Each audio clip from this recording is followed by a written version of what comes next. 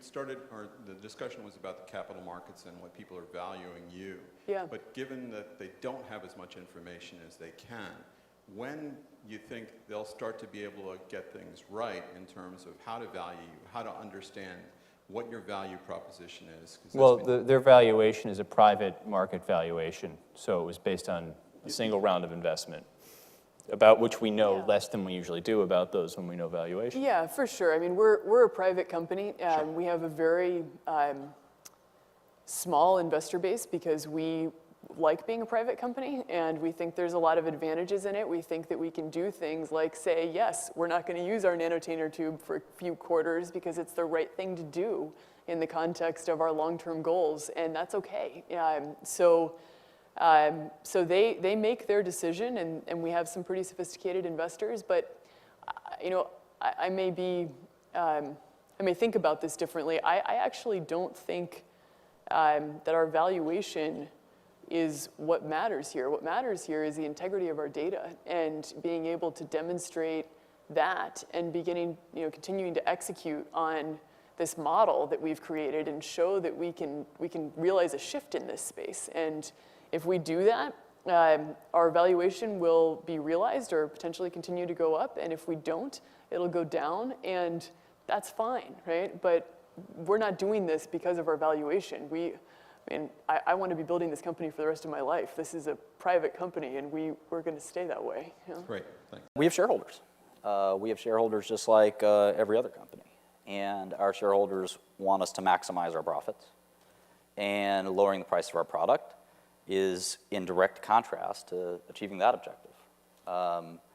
Under Delaware law, companies are, by law, required to maximize opportunities for shareholders, especially to maximize them when there's a conflict of doing something good for yourself versus doing something good for your shareholders. By law, you absolutely have to do what's good for your shareholders.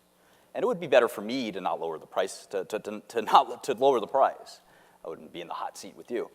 But the reality is my duty is my shareholders. If I don't maximize opportunity for my shareholders and do something for my own vanity, which I think a lot of people do, I could get sued for that. And it's wrong. It's not. You're worried about getting sued? Martin Shkreli is worried about getting sued? Definitely not worried about getting sued, but I'm worried about doing something for my own benefit, like not being so much in the crosshairs of folks at the expense of my shareholders, that's my primary duty. I have two questions for you. The first is, if you could rewind the clock a few months, I wonder if you would do anything differently. And the second is, I'd like to know if you think corporate reputation matters. I probably would have raised the price higher, is probably what I would have done. Why? I think healthcare prices are inelastic. I could have raised it higher and made more profits for our shareholders, which is my primary duty. And again, no one wants to say it. No one's proud of it. But this is a capitalist society, capitalist system, and capitalist rules. And my investors expect me to maximize profits, not to minimize them or go half or go 70%, but to go to 100% of the profit curve that we're all taught in MBA class. The second question is about reputation. But if you're maximizing profit for your shareholders, why are you spending it on R&D? Well, that's going to maximize long-term earnings. Okay. So those R&D investments, we hope to make 10, 20, 50 times our money on. And so essentially here, you think that patients aren't being harmed, and that you're actually doing more R&D, which is good for the long term. Yeah, and I think if you question all of this... I mean, are you Robin Hood stealing from the insurers and giving to the R&D community? Is that the... Maybe, but before we self-label ourselves, I think the harder thing is, try to be a CEO yourself, see how it goes. Try to maximize profits and not get kicked out of a company, and let me know how that goes for you. Price drug's really low. You won't last very long.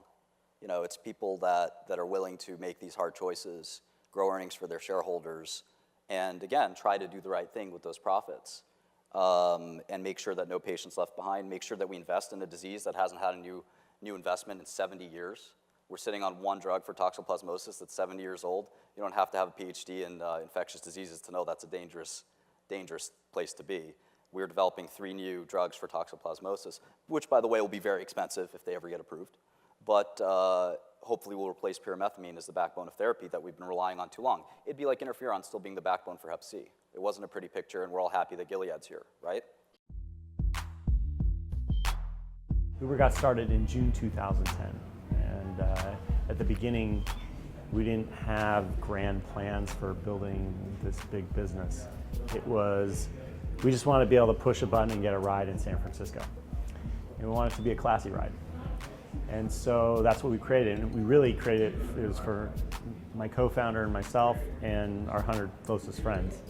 And we just wanted to be baller and SF. And it sort of, that worked out for a while. But like I started getting emails from friends in like elementary school saying, hey, remember me? Like, let me use this too. And pretty soon we just opened it up to everybody. We're in over 30 cities right now around the world. 20 of those are in the US, so we're starting to get a stronger international presence. Drivers on Uber are doing hundreds of thousands of hours per week. We're doing over 20% month-over-month growth and having double-digit market share in terms of transportation or sort of size of the overall personal transportation market in many of our cities around the world. We make sure when we go into cities we're legal, but that does not mean that the taxi industry is happy to see us there. And they haven't had competition for often decades. And not just have they not had competition, they've limited the number of cars that are allowed so that they could buoy what's called a medallion, the price of a medallion. A medallion is a license to own and operate a single taxi. Now that does not mean your taxi driver is a millionaire. What happens is anybody who owns that license is renting it out to taxi drivers. And they'll rent one of these licenses out for 80 grand a year, right? That is one good car rental business, right? So they're trying to protect that cash flow. They've typically protected that cash flow by limiting the number of taxis in a market. In New York, there are 13,500 taxis, which is about the same number as there were in the late 1940s in New York. And so because of that artificial limit, it can be hard to get around a lot of cities. It's in the way we think about that resistance is in terms of our principles, and our principles are that we're trying to make cities easier to get around, right? So make cities more efficient, make it easier to move from point A to point B, and help the city citizens do that.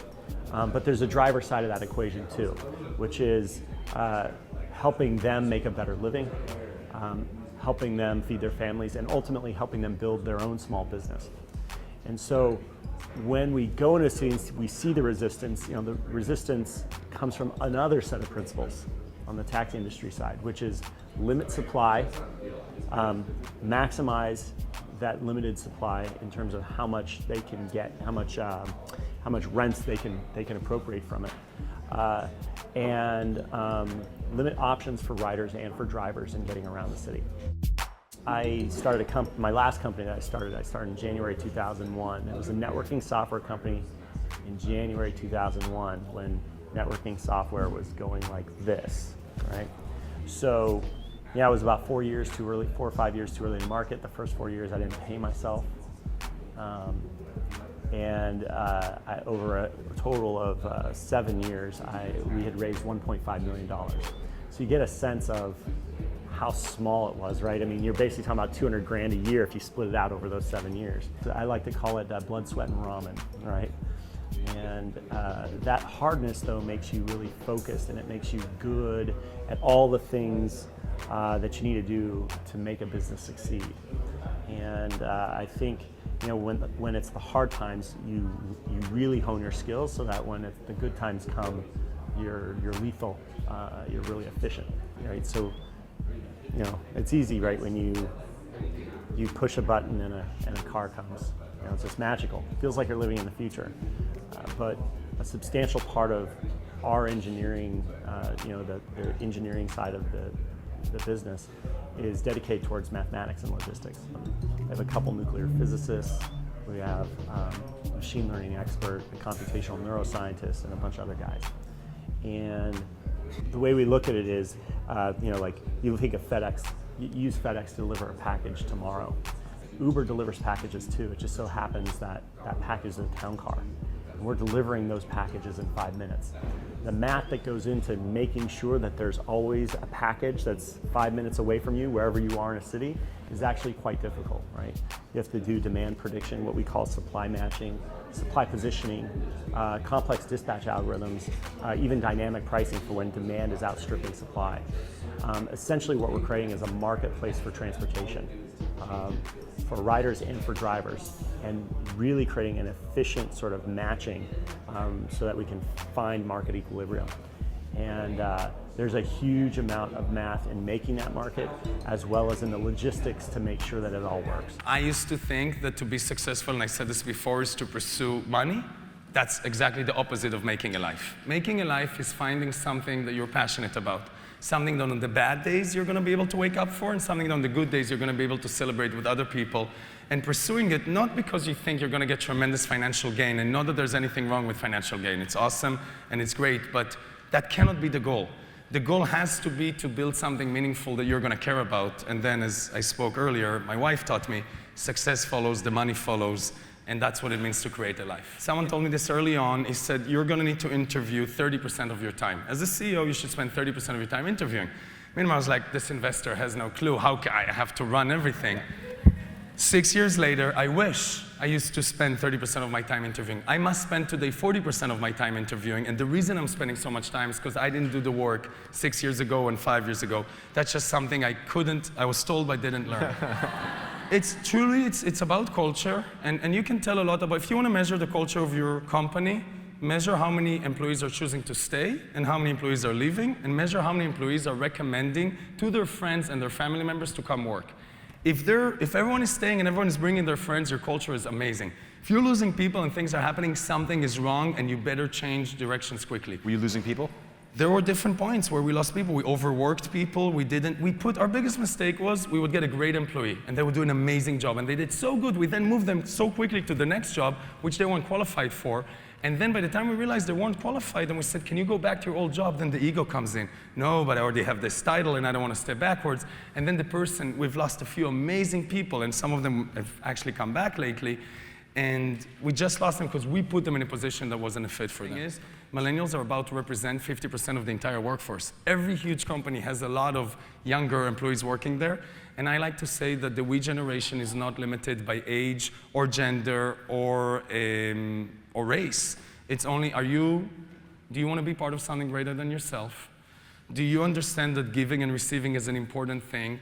And if you get those things and you get the sharing economy and know that in the future you're going to be able to own nothing and have access to everything, well, then you're a member of the we generation and you're welcome in our spaces with no limitations. Speak less, smile more. And don't always let everybody know what you have inside, because when you're finding your company, it's so easy to tell everybody, I'm going to do this, I'm going to do this, I'm going to do this. Wait, tell them a little, then do it, then share a little more, then do it. That's one piece of advice. The other one, don't listen to people who tell you that it can't be done. And we said this earlier on stage. There's only you know what can and can't be done, is the truth. And when someone comes and tells you you can't do something, it's their own insecurity that's coming towards you. And you say, you know, that's great, that's your opinion, but I'm very passionate about this, and I think I can, and maybe I won't succeed in the first time, but I'm not going to stop until I do. And when I meet someone who says that to me, and I can tell in their eyes that the passion is really there, my next question is, well, is it meaningful what you're going to do? Are you going to care about it even in the bad days? And if the answer is still yes there, then the next advice is surround yourself with the best people in the world. Because when you have a mission-driven idea, then the best people are always going to want to come work with you. Customers are going to want to buy from you. And if you don't feel that you're attracting the talent, maybe something's wrong with the mission. You really need to be driven by the same mission. If both of you are driven by the same mission and you're willing to put yourself aside, so I'll just give an example. I was just speaking in front of all 2,000 employees a few weeks ago, and I congratulated our Toronto team for an amazing opening on their new building, and the experience in the building is so good. Meanwhile, we never opened Toronto, we opened Montreal, and I was making a mistake in front of all 2,000. Miguel walks up to me on stage. Those two towns hate each other. It was a big mistake, I got a lot of trouble. And Miguel comes and whispers in my ear, Adam, we actually didn't open Toronto, it's Montreal. And this in front of everybody. And I think I was so happy that he did. I immediately corrected and I apologized and I said, I'm sorry guys, it's a lot of cities and I made a mistake. We got a lot of positive feedback. People were so happy afterwards, our employees, that Miguel was able to correct me like that in front of everyone. And I found it funny, so the next time I'm going to speak, I'm going to say, guys, I hope everybody's comfortable to come and correct each other and me and anybody else. And I think by being open-minded to listen to the other person, by knowing that when someone tells you a correction and you feel defensive, it's your own ego that's coming in the way. It doesn't mean that what they're saying is wrong. And accepting that, I think that has been a real secret of ours. And one more thing in the same topic, and something that people don't know about us, we have a new program now called Mission Possible. And anyone here who thinks they have an amazing company with an amazing mission, we will help you come into our buildings even for as short as 3 months or as long as 12 months. We'll give you mentorship. We'll do anything we can, and a lot of it paid by us, just to help mission-driven companies be more successful. And you can check it out at Mission Possible. And Forbes is included in that because we are mission-driven. Forbes is definitely included in that. All right. Adam, thank you so much. Thank you, guys.